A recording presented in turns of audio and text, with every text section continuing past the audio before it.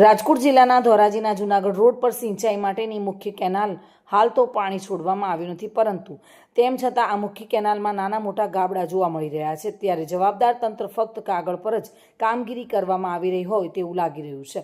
જેતપુર ધોરાજીમાં જૂથ યોજનાની મુખ્ય કેનાલ આવેલી છે। થોડાક સમય પહેલા આ કેનાલ બંધ કરવામાં આવી હતી અને ત્યારબાદ કેનાલમાં મસ્ત મોટા ખાડાઓ પડી ગયેલા જોવા મળી રહ્યા છે।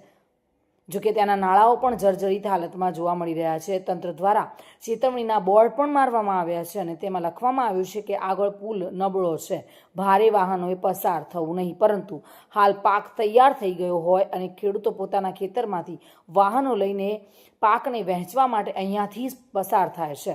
તો તંત્ર પાસે ચેતવણીના બોર્ડ મારવાનો સમય છે, પરંતુ કેનાલના ગાબડા કે નાળાનું સમારકામ કરવાનો સમય નથી, જેના કારણે ધોરાજીમાંથી પસાર થતી ભાદર સિંચાઈની કેનાલની અંદર અનેક જગ્યાએ ગાબડાઓ પડી ગયા છે, પરંતુ આ તંત્ર મૂક પ્રેક્ષક બનીને જોઈ રહ્યું છે।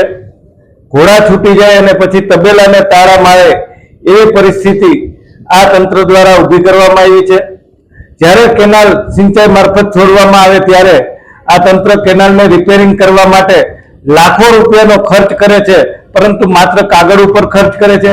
MG અપાનાથી સેક્શન ઓફિસર ભાદર એક સિંચાઈ યોજનાના સેક્શન 1 અને 2 માં 2025ની સાલની અંદર આપણે હીર કન્સ્ટ્રક્શન એટલે કે નિકોલ અમદાવાદ એજન્સીના કામ સોંપવામાં આવેલું હતું, જેને અવારનવાર સેક્શન ઓફિસર દ્વારા તથા નાકાઈશ્રી દ્વારા શોકોઝ નોટિસ બી આપવામાં આવે છે કામ શરૂ કરવા બાબતે, પણ આ કામ શરૂ કરવામાં ન આવેલ, જેથી આગળની આ જે બ્લેકલિસ્ટ એટલે કે કાળી યાદીની ઇજારદારને દરખાસ્ત વિભાગીય કચેરી કરેલ છે, જેની આગળની કાર્યવાહી કરીએ નવેસરથી ટેન્ડર કરવામાં આવશે। કેનાલ યોજના છે સેક્શન 1 ઓફિસ સેક્શન 2 ધોરાજીની અંદર, જે એની અંદર આરસીસી કામ અત્યારે ઉનાળાના 3-4 મહિનામાં થઈ શકે, કારણ કે ચોમાસાનું કામ ન થઈ શકે અને જ્યારે કેનાલની અંદર પાણી આવતું હોય ત્યારે ન થઈ શકે।